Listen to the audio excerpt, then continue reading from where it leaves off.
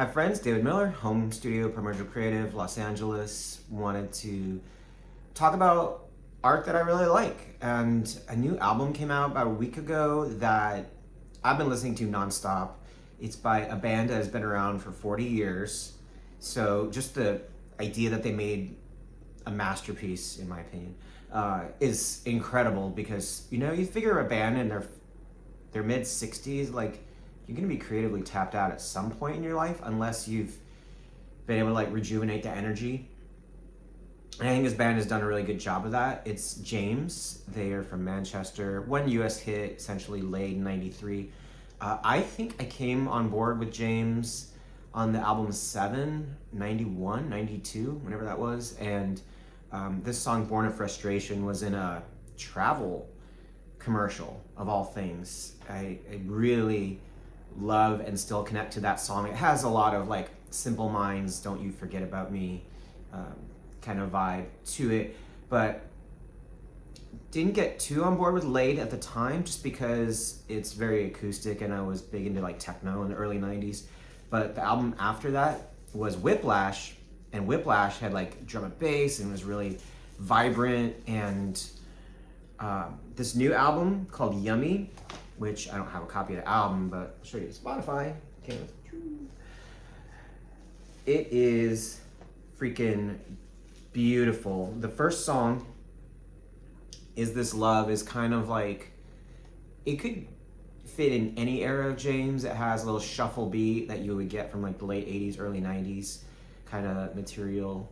And it's got like orchestral accoutrement that I'm not a big fan of, to be honest. Their last album was like an all orchestral version, compilation of old songs. I'm just not a fan of like that kind of production and strings. I like things that are like much more bare bones and punky and basic. But does have a great melody, it has a great message. That's Is This Love. Life's a Fucking Miracle. Similar, it's not too fast, not too energetic, and it kind of brings in gender pronouns as a thing, and I'm okay with Life is a Fucking Miracle too. But the third song, Better With You, really strikes a chord with me. It has like just this super low voice from the singer Tim Booth. I didn't know his voice could go that low. And then it kind of unfurls to a certain point where when the beat finally kicks in, last third of the song, it's like you've been warmed up, and that way it kind of reminds me of With or Without You by U2, one of the all-time greats, of course. Stay, the fourth song. Stay and Shadow of a Giant kind of introduced this songwriting technique that I'm not even sure James has done a lot of this, where it's like the start of the song is a different mood than the end of the song. There's definitely like a big journey to it. Not as big as like a Bohemian Rhapsody, but maybe big in the way of like Zooropa by U2. I kind of like that. I like the idea because I make music and we have YouTube videos on producing GarageBand and stuff like that. It's like that there has to be a reason for somebody to listen to an entire song, and a lot of modern pop music, because they're trying to grab your attention so fast, they shove everything that's like hooky and good in the first 5 seconds of the song, and then the rest of the song is like, well, you really just it's kind of like a movie made for the trailer. The trailer told you everything that was important. The first 5 seconds told you everything was important. No, like Stay, Shadow of a Giant, and a song down the line, Mobile God, all kind of like blossom and bloom. I guess this other song, Butterfly, is the last two songs of the album are the ones that everybody's like talking about on social media that are James fans, and I haven't even gotten to those two yet. Like this one, Better With You, Stay, Shadow of a Giant, that 3-pack is just phenomenal and epic. Get to Shadow of a Giant, which it's just melody after melody that piles on. And a couple years ago, James brought in some new members, and I'm gonna space their name, but Debbie is one and Chloe's the other. So it's the first time in my knowledge there's been any female members of James. And their voices mixing with Tim Booth's are just like divine. And they really elevate a song to have like multiple dimensions in my opinion. Shadow of a Giant feels like it's a movie in a song. Like so cinematic. Big fan, and I've been thinking about like what does that even mean? I don't have an answer for you. Just tell you I love that song. Way Over Your Head is kind of like a warm hug of a song, and it has to do with somebody who's like overwhelmed and they need a friend. So I'm kind of like living that while I'm in Los Angeles. Luckily I found a friend. Mobile God, another thing that's kind of like a modern social concern, that when a band does a song about something that's like a modern social concern, I'm not disagreeing with any of it. I just don't feel like being reminded of it. James has written songs about Trump in the past, and we're on the same page about our intense distaste for Donald Trump, but like I don't want to hear a song about it. But I will say that Mobile God is very insightful. It has lyrics about, it's the last thing you stroke at night before you go to sleep, and the first thing you caress when you wake up. And it is like, yes, I sleep with the phone by my head in case I get a notification that I want to care about. And that is absolutely insightful. The song itself is like really bouncy and has great hooks to it. Big fan of Mobile God. Our World was one of the earlier songs released before the album, and again, it's something that could fit in any period of James's history.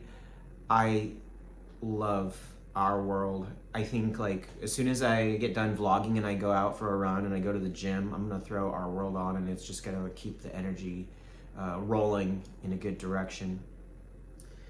Rogue is one of those songs that probably seems like it's written for my taste overall, because it is just wild. It's fast, energetic, and it's about being, older, but it's so youthful that I had to Google how old is Tim Booth, and he's in his mid-60s.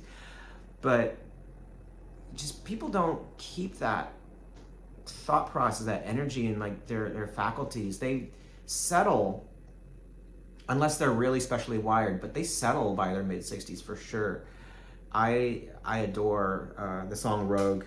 Hey is one, again, social concerns about like truth doesn't really exist anymore. And I was listening to another interview with Matt Bellamy of Muse, one of my heroes, and he was talking about Thought Contagion, their song, that the what has happened because of social media is not only like our factual things and controversial or incorrect things equally balanced, the falsehoods, the ludicrous things, the controversies get elevated higher because they're more interesting. And even if you disagree with those things, you engaging with it and like arguing about it pushes it higher in the algorithm. So I thought Hey had kind of a similar thing to it. Definitely has like silly club vibes. Now that part, when you're talking about stuff like misinformation or people just not caring at a certain strata of society, but like partying, I'm always reminded of this scene in Snowpiercer where Chris Evans and the other people from the back of the train, the lower classes, are fighting their way to the front, and they get to this one train car where it's just a rave, and you realize like the further ahead they get in the train where it's like higher society, the less people care or have any idea what's really happening in the world. Like such a visceral image, and that kind of reminded me of the song Hey. Butterfly seems to be the favorite of the band members on their social media. I'm liking it. It definitely has this storytelling thing about a particular kind of person and their journey, and I've just never been into those kind of songs, truthfully. Like painting a picture of somebody which is something that maybe like Bruce Springsteen does a lot, I just kind of skip those songs. And I know that when I talk about Bruce Springsteen, that's kind of like what he's built his career on. But there's other things that kind of just appeal to me more than character studies, and that includes movies and fictional things. But it is a good track, and I'm sure like it'll grow on me as time goes on. And then Folks, which is the final song, seems to be a favorite on social media. Hasn't connected with me at all. It's definitely like, you know, down tempo, nostalgic kind of thing. And then it talks about like a Beatles song and sort of explodes in this Sgt. Peppery swash of melody. And Sgt. Pepper's my least favorite Beatles material. I like early Beatles material. I like anything after Sgt. Pepper, White Album stuff. I love and adore Revolver and Rubber Soul as probably like my peak Beatles thing. And then that middle period of Sgt. Pepper and Magical Mystery Tour, I'm like, it just doesn't connect to me. So not a negative on any of those songs that I didn't get all agitated and excited about. It's just that, you know, that whole middle section, starting with Better With You and ending with probably Hey, everything in there is just like pure gold. And, you know, been a while since I've had a James album that I would want to listen to start to finish. Not a knock on the band, you know, it's the truth of how I feel about most albums and why I'm much more of a playlister and a mixtape kind of person. Just pick the bangers and, you know, orchestrate them in a way that has a nice flow to it.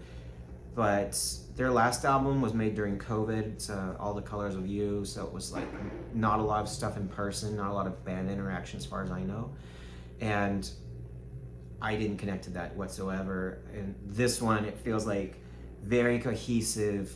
The more time spent making songs that kind of like go up and down and reward you for listening to it all the way through and just introduce like new melodies.